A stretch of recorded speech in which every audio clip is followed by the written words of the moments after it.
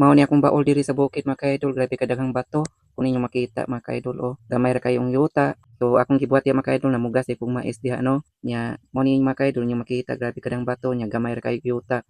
Nya kana mga ka-idol, ako jud ang gipili diha mga ka-idol ang yuta-yuta no. Anha na ako ipugas ang mais kanang naay yuta.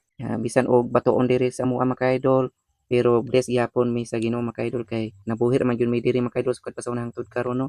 Nabuhi na may diri mao ni among produkto diri sa bukid mais ra gyud. Tanawon mga kaidol kun inyo makita diha no, grabe kadaghang bato. Oh, gamay ra kayong yuta mga kaidol.